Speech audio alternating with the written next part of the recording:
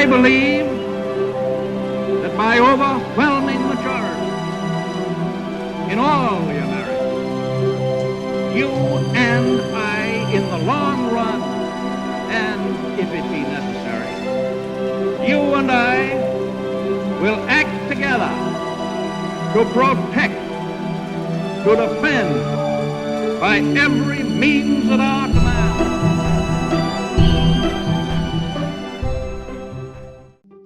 Welcome to the History in Motion podcast, where we discuss leaders, their decisions, and how they shape the world we live in today.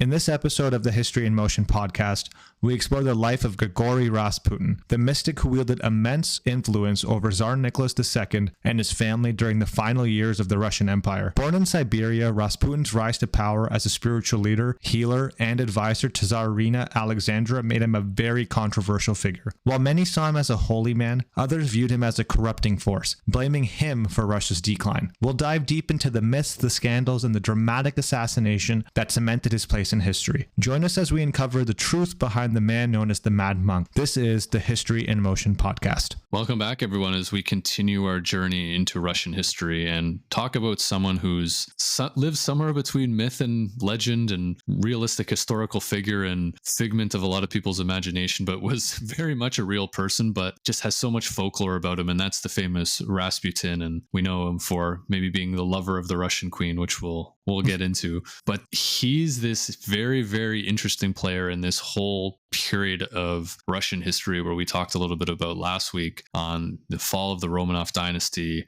the Bolsheviks taking power, and this mystical person just kind of finds his way not only just into Russian life, but being the right-hand man of the Tsar and the Tsarina. So, and it's not just like he's any person too. This is a guy coming out of a small village in Siberia and making his way all the way to the imperial palace. So it's quite the story as he goes through it, but really what we're going to try to separate today is what's myth, what's legend, what actually happened, because there's a lot of stories about him, and really trying to piece him together is, I think, the most interesting part of this whole journey. Yeah, I think he's definitely a historical figure that is shrouded in mystery. I think most people have heard of him, but do they really know about his historical significance in terms of how important of a role he played at this point in Russian history? And, you know, this is a history podcast. As much as we love crazy stories and narratives, it's important that we, tell fact from fiction, try to parse out and decouple those two things.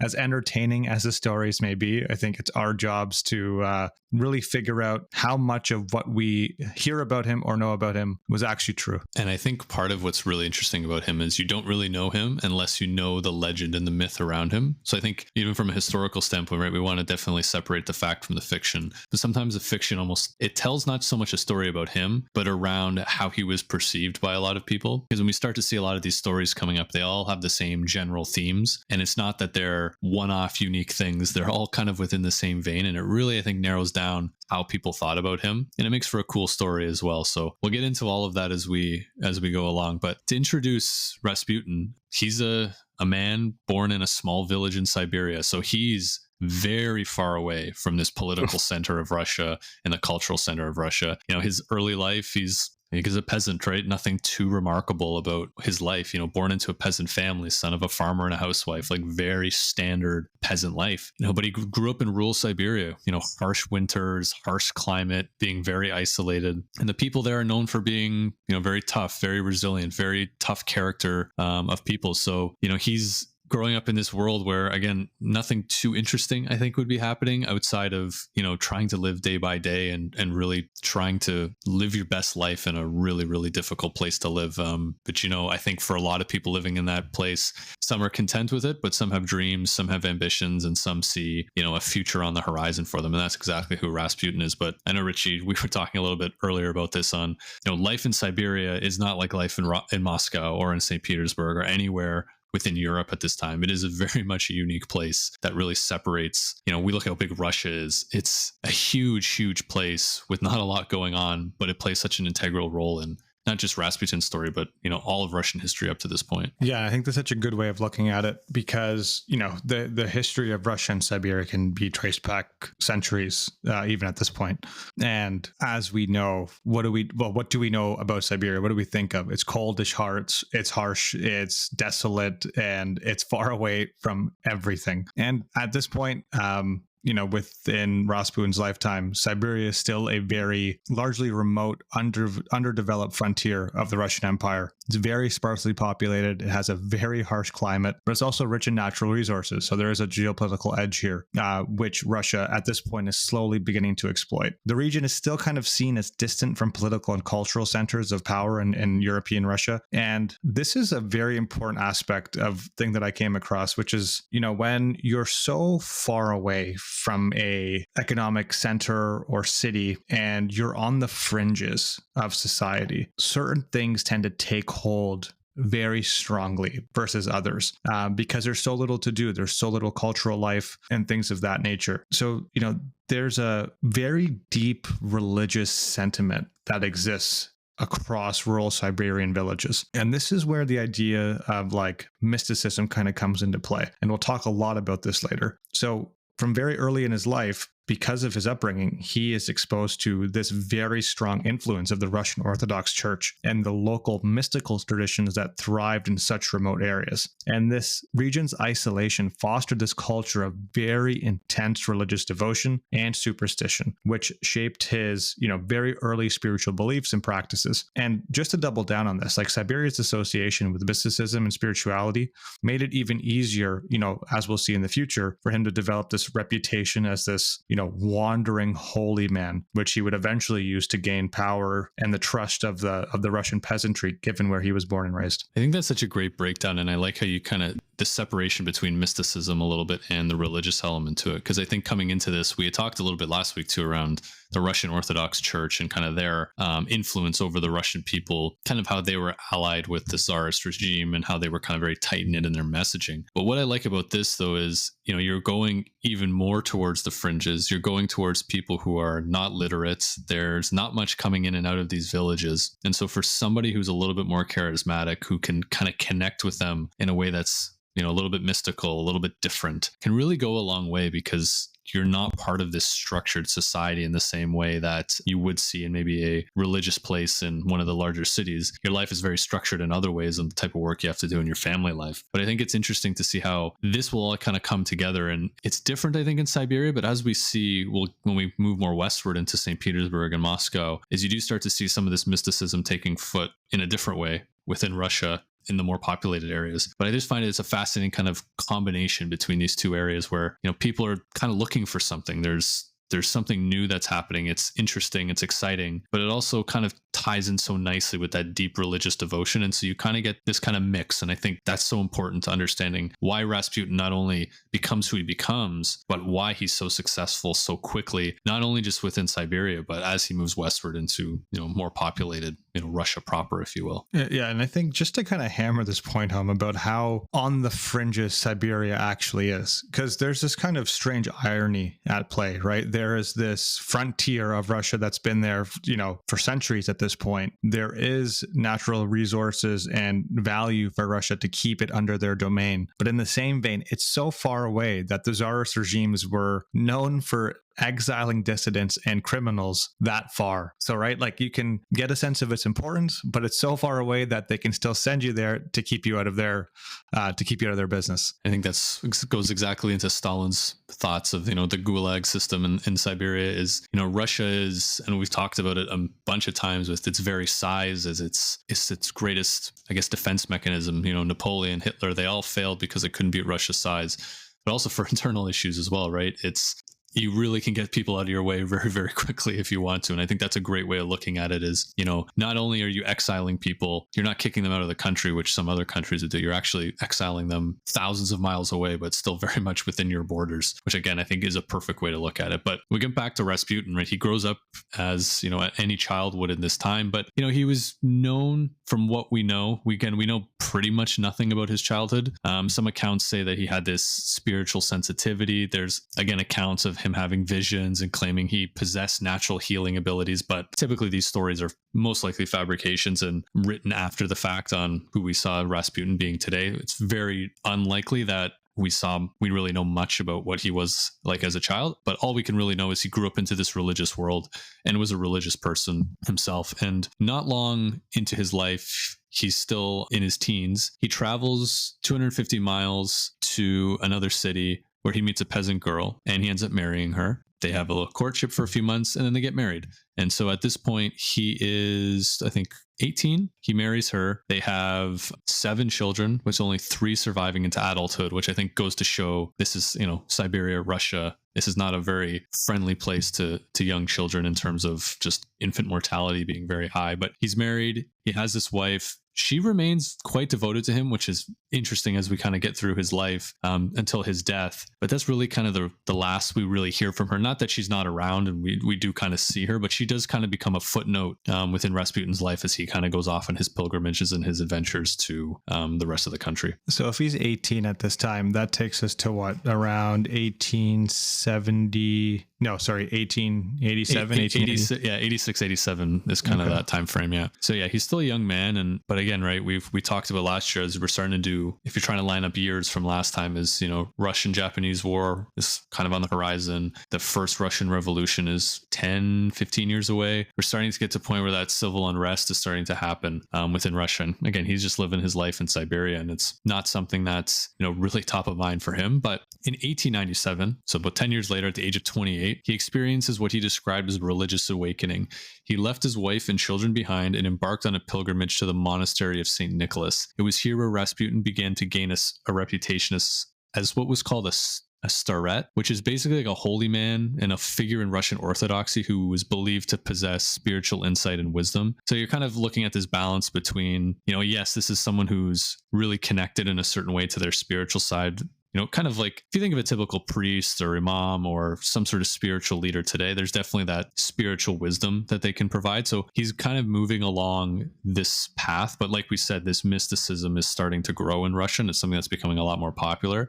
So he's done this, he's gone through this pilgrimage, he comes back and he's a changed man. He looks disheveled, behaves differently, becomes a vegetarian, swears off alcohol, and apparently prayed all the time. And so this is where we get the typical picture of Rasputin. So if you ever look up a picture of Rasputin, he's got the big beard, kind of the dead looking eyes, and just looks really disheveled. And kind of that, I think he kind of becomes the archetype for that like cult leader. Like if you look at today, right, of just that man who's just, doesn't bathe, doesn't care about his physical appearance, and just kind of goes through life. I think we really you can start to see where that connection comes from, and that'll play again another role into some of the stories that come up about him. But we really started to see this transition from a man who's religious in some capacity to someone who's taken on almost a new persona when it comes to his life, and especially really diving into that religious and spiritual side of his life. It seems like this, I guess, spiritual awakening is kind of a good way to look at this point of his life where he starts, living the life of a starret. I think I'm pronouncing that wrong. Hopefully I'm pronouncing it right. Sorry. I feel like there's a couple of things that you can kind of see with a little bit of foreshadowing. What do we think of someone who is like a holy leader / archetype of a cult leader, someone who presents themselves as this sort of like spiritual guide who promotes this, holy living, which, debatable as we get later into his life.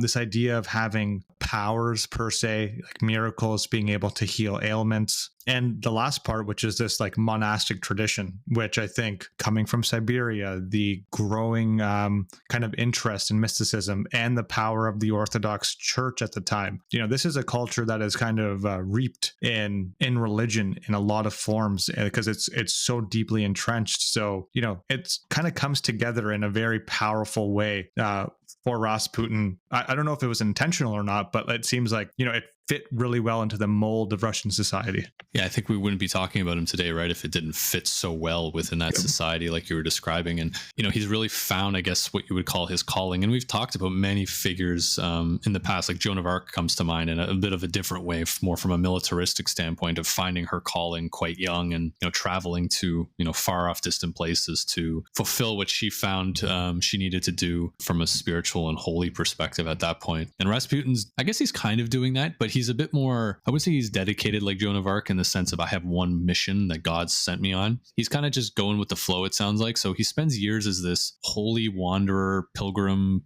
type of person. So he'll leave his village for a few months, sometimes even years. He'll wander the country, visit a bunch of holy sites, visit different villages, and really start to gain a bit of a cult following, really. And again, cult leader I don't think is necessarily fair when we think of like cults today. Everyone's drinking the Kool-Aid, that kind of stuff. But he's definitely getting this following, and people are really starting to like whatever message that he's preaching, and it's really kind of taking hold within that place. And he's traveling around to all of these different places, really taking in the Orthodox Christian kind of lifestyle. But the one thing that's really interesting about all this is he never takes vows of any type, meaning he never becomes a priest, never becomes a monk. He's just kind of a guy. He's a guy who's spiritual, and he's just roaming around from place to place, preaching his simple kind of belief of Orthodox Christianity, but mixed in with a little bit of folk kind of beliefs specific to kind of the regions that he's in. So he emphasized the power of personal prayer and advocated for a life free from sin, although his definition of sin was a little bit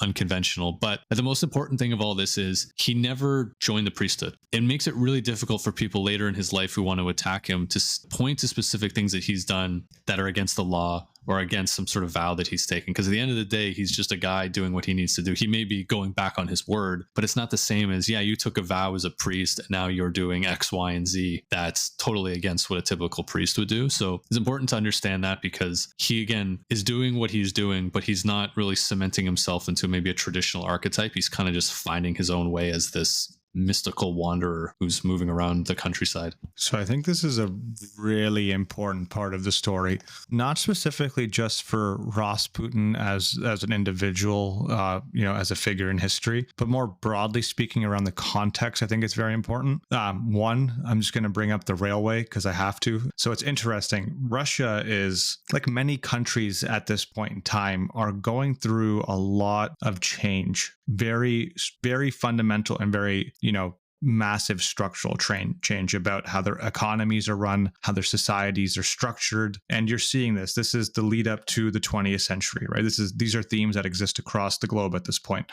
And one of the big ones, and we'll take it back a little bit, is, it's the emancipation of serfdom in 1861. So this is a massive policy change where, serfs are legally freed, but this reform left millions of peasants, including those in Rasputin's Siberia, in poverty. They were tied to their land through debt and through very harsh economic conditions. So you have this, legacy of this old system. And then you also have Russia, which is trying to modernize. And through this one aspect of modernization, the Trans-Siberian Railway, which would have been partly built during his time, and it's inferred that he did use it to travel, across the vast landscape. He's able to communicate with these peasants who have been now, a couple of generations removed, who are still dealing with the aftermath of this emancipation. And they have dealt with such hardships, and they've fostered such a deep reliance on religious mysticism. And as these peasants kept seeking spiritual guidance amidst all of this kind of social and economic instability, here comes Rasputin emerging as this holy man,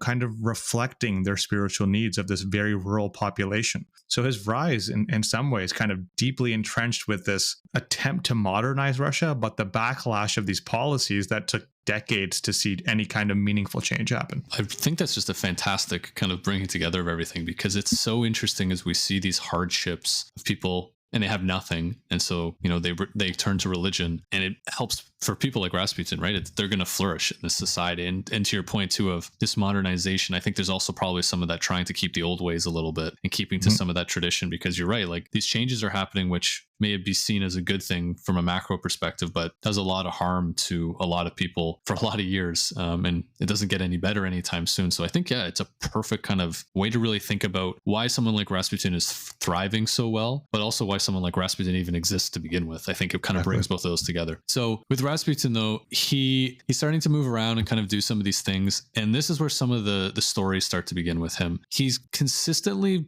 accused of being part of essentially like a Russian cult where, they would say, they sing strange songs. They do like ceremonial, would ceremoniously wash Rasputin before every time they met. There's, self-harm and then some sexual elements to it as well. Again, think of your stereotypical cult leader in really any way, this is how he's being described. Now, there's no evidence that he was ever part of a cult like this, but always kind of hovering around the edges of some of those things. And we'll get into a lot of that in a bit. But this is where we start to see a little bit of that. These rumors are starting about him on, he's not just a spiritual leader. He's kind of gone a little bit more extreme. And we'll get into why those start to grow as we go on. But it's important to remember that there's not that much evidence for it, at least at this point in his life. He's typically just seems like a very holy man who has a little bit of fame and fortune coming his way. Not so much fortune, but fame and infamy a little bit. So by the early 1900s, this fame has spread beyond remote villages of Siberia, and he eventually makes his way to St. Petersburg, which is the capital of the Russian Empire. And it was a great time of upheaval for Russia. So like we talked about, we have the Russian Revolution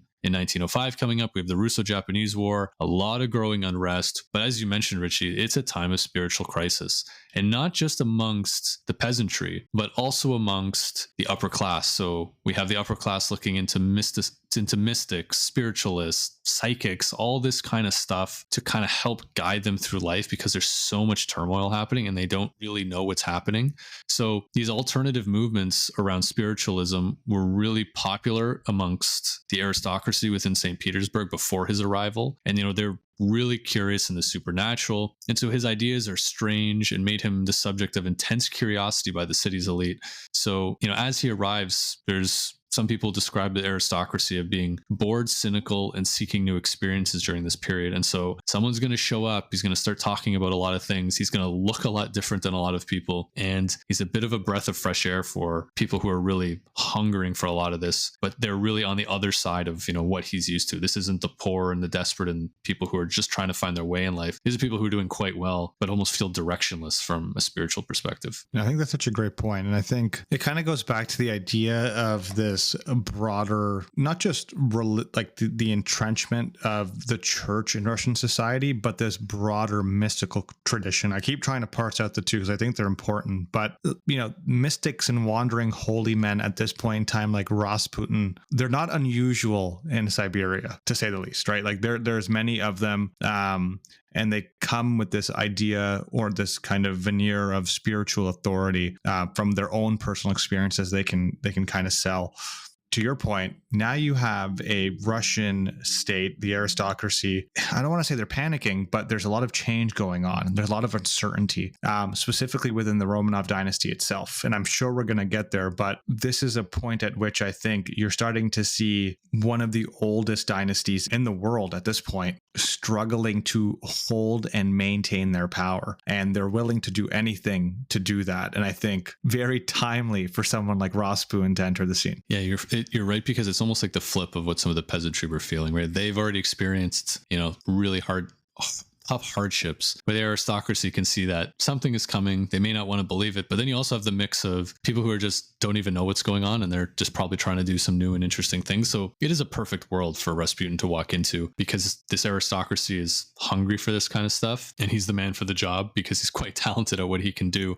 And he just has a certain way with people, specifically women, which we'll get into, that just draws him into these social circles. So it really begins in 1905 when he becomes friends with what were called the Black Princesses.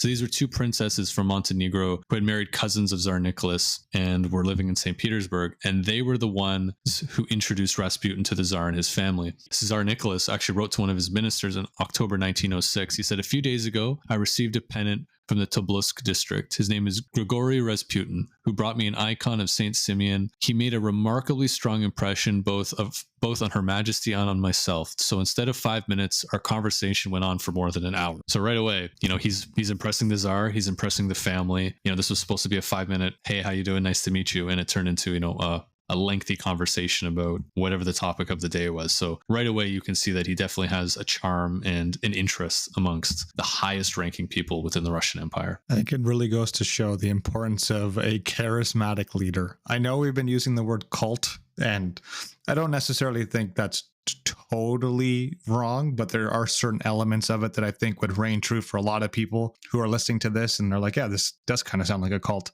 Even though maybe, he has followers or people that believe what he's saying, but there is no denying that he is extremely charismatic and a great communicator. No question about it, right? To be able to get into the social circles he's in, because it's not like he grew up in and learning how the aristocracy works, right? He's didn't leave his village really until he was about 28 to go on that pilgrimage. So it's not like he's had, years of training on how to work with the aristocracy. He just knows people really well, right? And he's done very, very well to get into the position that he is. So after he's introduced to Tsar Nicholas and Alexandra, they bring him into the inner circle around their son Alexei. And so we talked a little bit about it last week, but their only son, the heir to the throne, suffered from hemophilia. So it's a genetic disorder that a lot of royal families had that prevents blood from clotting. So if he gets in an injury or an accident, something that most people would recover from could kill him quite quickly. So it was actually a very closely guarded secret. So right away, this tells you how close they brought Rasputin into that inner circle.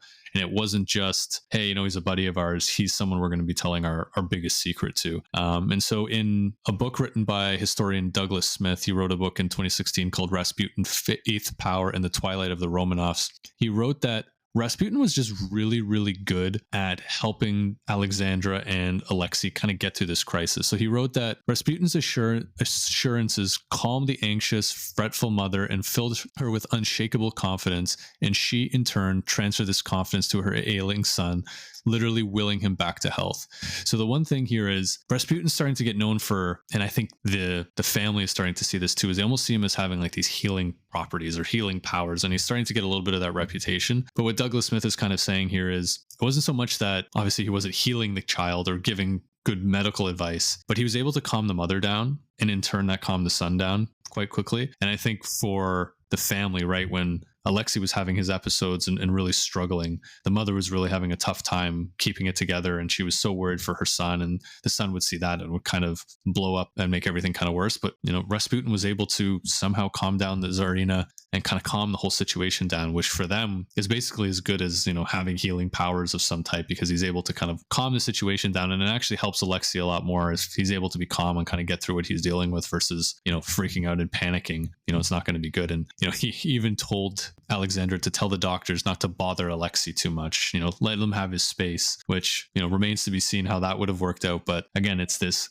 reassurance of the mother. Everything's going to be fine. Don't worry. He's going to be fine. There's nothing to worry about. That really went a long way with her. And I think, in turn to Alexei, how much that actually helped remains to be seen. But this is kind of the vibe and the essence that he's kind of giving off that really gets him into that inner circle and really trusted by the family. Yeah, I think that was one of my key takeaways as well, because I was reading some of Douglas Smith's stuff, just kind of preparing for the context. It's interesting that I didn't actually come across any discrete examples of his powers or his healing abilities, right? Like there's no story of him walking on water or anything along those lines, but there's these narratives about how he had the ability to heal. But I think to your point, it was more so just his ability to, calm Alexei during a health crisis, and then in turn calm Alexandra, and that was enough.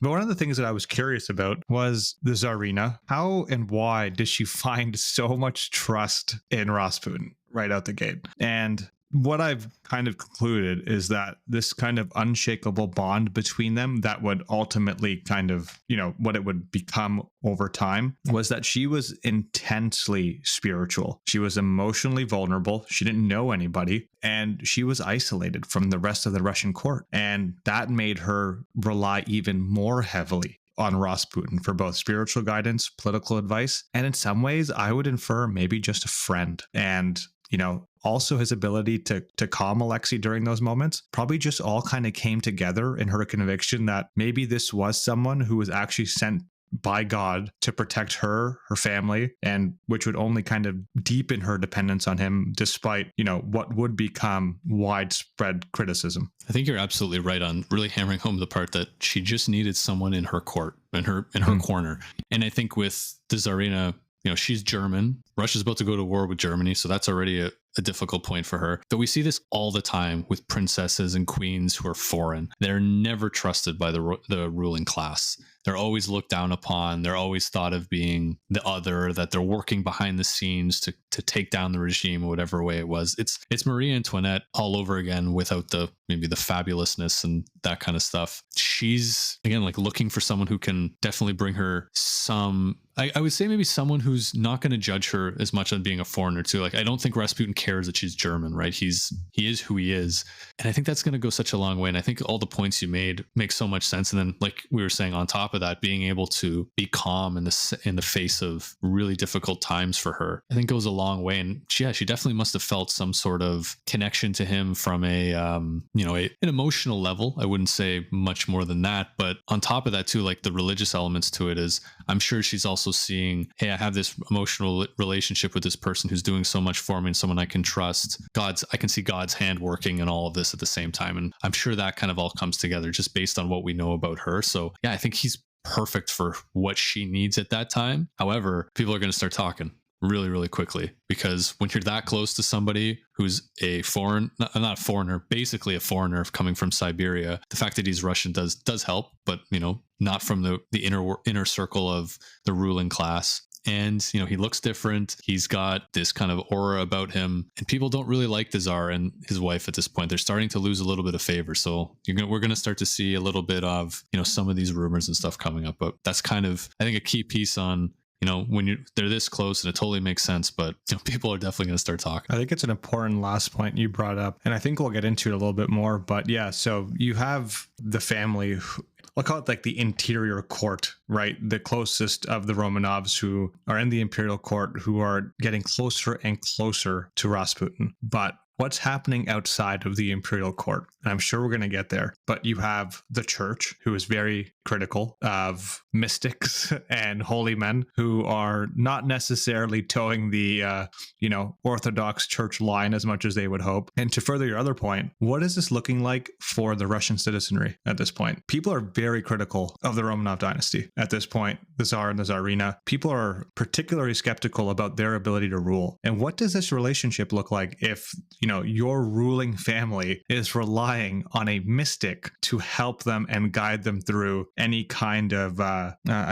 pitfall that they might be dealing with? Absolutely. Like you can imagine the stories, right, of, I wonder what Rasputin was whispering in the Tsar's ear that made him do X, Y, and Z and this and that. And it's perfect propaganda if you're someone who's trying to go against the regime. And, these rumors really do start to grow. And, like you were saying, the aristocracy is just skeptical of a lot of this. There's people who are definitely into this stuff. And a lot of people are saying, this is utter nonsense. Who is this guy? Why is he saying all these things? He's just a charlatan. He's a con man. He's just here for power.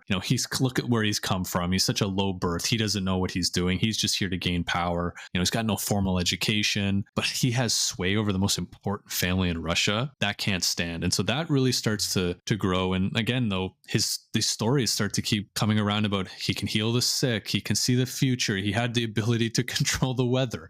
Like, it's just the fanfare around him is just growing and growing and growing. But there's also the other side of Rasputin. His debauched lifestyle is kind of the best way I like to put it. Drunkenness, womanizing, and being involved in these types of rituals. These were mostly always over-exaggerated, sometimes completely fabricated, but it grew into this myth of Rasputin being the man of, having these supernatural powers, but then also living this almost devilish lifestyle of very anti-Christian, womanizing, drinking, partying, that kind of stuff, and not really having what think of a life of a typical priest. He's kind of burning the candle at both ends, I think a lot of people would be saying. And, we'll get into a little bit more about some of the details, but this is the rumors that are starting to grow around him. He definitely wasn't squeaky clean. He definitely was known for, having women fall all over him and taking advantage of that and, living his life in that sense. But then by morning coming back and being the spiritual and leader that he wanted to be. So we kind of see two sides of this person, but again, one or two things that he does in one direction, you're going to get about 20 stories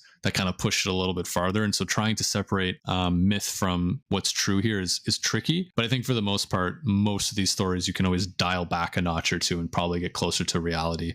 Definitely, but I don't think he ever controlled the weather or anything like that, but that's just the level that people were going to. I think it's an important call out here around the allegations of these scandals or his debauched lifestyle. And optics wise, right? If you're a Russian citizen or a peasant, you're already upset, right? Like the social inequality, the economic inequality that you're dealing with, you're losing trust with your aristocracy and your leaders. And now you're seeing that Rasputin, who is someone who's inundated in scandal continuously, whether there's truth, I don't even think it's that relevant for my personal points I'm trying to make, is that he's going to be seen as someone who's corrupting the Romanovs. And by extension, he's corrupting the Russian Empire. I think it's like nail on the head there, because again, you talk about this deeply religious society, right? And there's always this corruption element of you're not following the tried and true way of, the Russian Orthodox people. And this is the way things are. Exactly. But on the flip side of that too, he's sleeping with a lot of women and a lot of them happen to be married to noble men. So on top of that, you're getting a little bit of both, right? I think he's definitely being seen as corrupting, but at the same time, he's not helping a lot of marriages that are kind of going on within that noble world. So like I was saying, like he had many female followers, but there's this, I wish I wrote down who wrote this, but I read something that he was known for having horrendous hygiene, smelly, didn't groom his beard, nothing like that. But the only accounts of people saying that were men. Women never really cared about that kind of stuff. And so it kind of goes into this aura of, he had this way with women that nobody could explain, because he was Rasputin and nobody could understand, why people were falling for him. I'm sure there's some jealousy involved there, but also, who is this guy? Where the heck did he come from? And where does he have this, power? So it's not just power of supernatural psychic seeing the future. He has this, power over women. And again, it goes all back to your corrupting of not just the family, but of the women of, St. Petersburg and where he travels. And he's just this figure who just kind of touches all parts of where jealousy is going to come in, where taking advantage of a situation are going to come in. And it just all kind of sticks together. And you just kind of have this person who, like, when you really try to think of, like, he doesn't seem like a real person, which I think is why we see so many of these stories. But then again, I guess that's just what makes him Rasputin and why he's so, his story has lived on for so long. That's probably why he's got a song named after him. Yeah, exactly. Which is a good point. I think we should mention now, he was not the lover of the Russian queen. There's really no evidence to show that him and Alexandra had any sort of relationship in that sense. Again, very, very close, definitely dear friends, but nothing more than that, at least from what we saw. But people start talking. The Tsar starts to realize what's going on. And it really blows up when Rasputin continually has a significant influence. World War I is broken out, and Tsar Nicholas II leaves the front lines to take personal command of the Russian troops during World War I, which essentially left Alexandra in charge of the government. And who's her most trusted advisor? It's Rasputin. And so now the war is going terribly. People are starting to blame the Tsar. Things aren't going well back home. They're starting to blame the Tsarina, and the person standing right beside her is Rasputin. And so you kind of have this three-headed monster, and the easiest one to take out is, you're not going to take out the Tsar. You're definitely not going to take out his wife. But this guy, who's going to fault you if we take out Rasputin? He's this mystic person who nobody likes other than the Tsar and the Tsarina, who are already losing their power. The time is starting to come where people are starting to talk of, okay, we got to get rid of this guy, because Russia's in a really, really difficult spot. And why does he get all this influence? We're part of this society, and the Tsarina is only listening to him. This is insane. We got to take this guy out. And that's kind of what starts to happen in late 1916. The storm clouds of, conspiracy and assassination begin to start around Rasputin. I think this is a very pivotal turning point, right? Like, I think for us up to this point, we've been talking about the optics from the outside in, the peasantry, the, common Russian folk, the citizenry of the, not the elite class, but those who are being ruled over. Now I think things change a little bit. Not only is that resentment coming from the outside in, but now there's people in the inner circle who are starting to see Rasputin for this very mischievous figure who cannot be trusted, who has way too much sway and pull with the Tsarina. And, now it's royal family members who are starting to distrust him. So now you're seeing it from the inside as well. Yeah, I don't think he ever really had great footing to stand on at the beginning. But again, it's, hey, he's helping out with the family. He's interesting guy. He's very well spoken. What's the harm? But as that influence starts to increase, people are starting to see his influence increase, and then the state of Russia start to decrease. Almost, at the same time. And it's very easy for people to put two and two together and say, well, Russia's doing poorly. It must be because of Rasputin and all the terrible things that he's doing. So we get to late 1916. So World War I is in full force. It's not going well for the Russians. Many of their sons are being killed on the front lines. So already just a horrible, horrible mood. And so some people decide to act. So we have Prince Felix and Grand Duke Dmitry Pavlovich. They decided that we're going to take out Rasputin. So they believe that his death would save the monarchy and restore order to Russia, which again, sure. I can see where they're going with that, but it, as we know where this story goes, it maybe kept it. It probably did nothing. Let's be frank. So on the night of December 30th, 1916, Rasputin was lured into one of the palaces under the pretense of a social gathering. What happened next, nobody knows for sure, but it's a legendary story. So according to the prince's account, Rasputin was first poisoned with cyanide-laced cakes and wine, but the poison seemed to have no effect. So think of just him drinking all this wine with cyanide and him just standing there and nothing happening. So they're like, oh my goodness, what is happening here? So they apparently shot him multiple times, but he never died. And so he finally finds his way outside of the palace. They beat him, wrap his body in a carpet, and then throw him into an icy river where he eventually dies of his wounds. And there's even a story that there was scratches on the ice because he was thrown in and somehow alive and was trying to come out afterwards. Most of this is probably not true. There was actually an autopsy done after. They found no evidence of poisoning. They found obviously no scratches under the ice or anything like that. Quite frankly, he was just shot in the head and was killed. So it wasn't, I think, this story of him being this person who can never die, which again just fits into this rough and tumble Siberian man who's got this extra supernatural type power. And it makes for a great story. But again, history is sometimes a little bit more straightforward. Somebody pulled out a pistol, shot him in the head, and that was the end of it. And that was it, right? But yeah, I like the fact that he's just sitting there drinking cyanide and eating cyanide and, just brushing it off like it's nothing. But fortunately, history isn't, the history around that is a little bit more straightforward. It's funny. I'm not sure if you're familiar with the movie The Kingsman. I think I've seen the first one, yeah. So there's a couple, and I forget which one. Rasputin is actually a character, and this whole scene actually plays out as an assassination attempt, and they do the whole poison cyanide, they shoot him, and he just refuses to die until he falls into an icy lake and then drowns. It's a great story, right? I can see why it's in so many movies. I think there's another movie, can't remember, but there's a Russian guy who they just keep shooting, and he keeps basically telling the guy off, and the guy looks back annoyed, shoots him 3 more times, and it's just this figure of the Russian who can't be killed no matter what.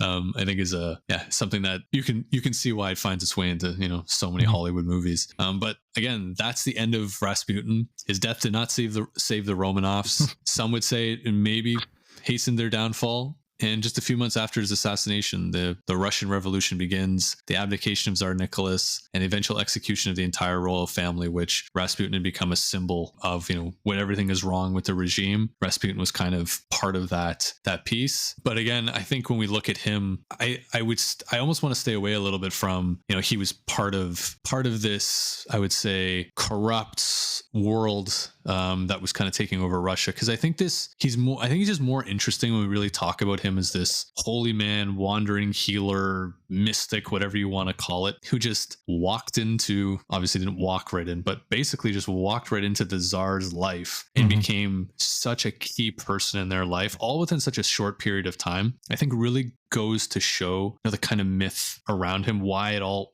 it's almost such an unbelievable arc. And then with all the stories coming around him, it all kind of makes sense why the fanfare blew up so quickly around him and why he's so popular, because it's just such an unbelievable story, especially since I can't think of many things in history that we've talked about that even come close to, a peasant growing up and being, the right-hand man of the Tsar and the Tsarina, at some point in his life, especially with his lifestyle and, many opportunities for people to say, hey, we probably shouldn't trust this guy because he's doing this, that, and the other. But he still manages to make his way in and, be the man that he ends up being. And I think that's one of the interesting takeaways, right? I was looking at Douglas Smith, and I just wanted to get a bit of a recap on what his overall thesis was. And I thought it was very interesting. And what I took away from it was, even though Rasputin became this very vilified person by many in the aristocracy, the political circles, much of the Russian citizenry. His legacy, and again, this is according to one historian, was shaped largely by rumor, scandal, and political opposition. His assassination was the result of growing frustration through his perceived influence.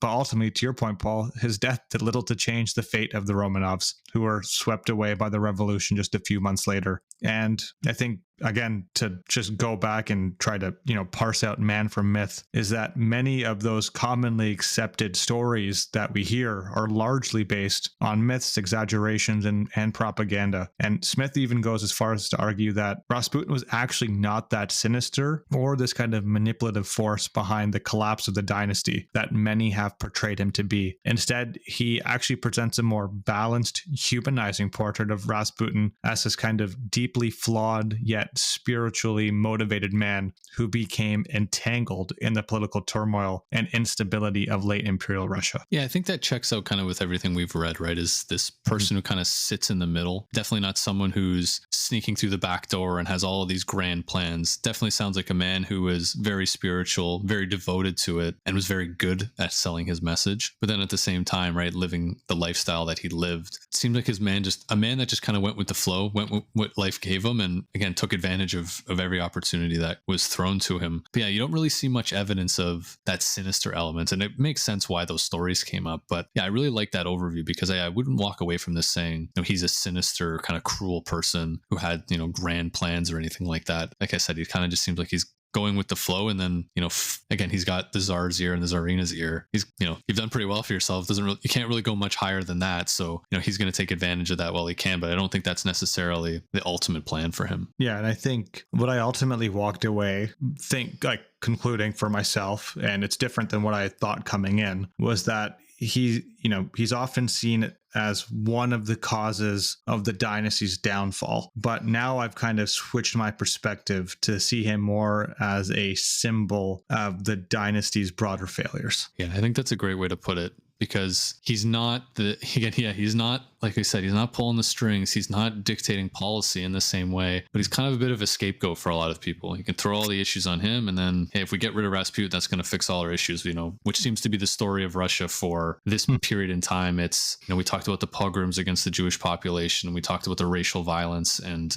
blaming of foreigners and these kind of things is, there's a lot of issues that were going on in Russia, but definitely seem to point at the wrong things sometimes. Pointing at the Tsar was probably one of those issues, but again, there was so much that needed to change so quickly that pointing it all on one or two figures is going to, help people mentally get through things, but, ultimately doesn't really change what needs to be done. Exactly. So on that segue, something is going to be done, and it's going to be done very violently. And not only is it going to change Russia forever, it's going to change the world forever. And that's the Bolsheviks and Lenin, who are going to be coming onto the scene and taking over Russia and turning it into the world's first communist state. And so that's where we'll be going next week. So we'll kind of wrap up our discussion on this period in Russian history with Lenin. So stay tuned for that, and we will see you all next time. Thank you for listening, everyone. Thank you for listening to today's episode of the History in Motion podcast. If you enjoyed our journey through time, please subscribe, rate us, share the podcast with friends. Your support helps keep history alive. Until next time.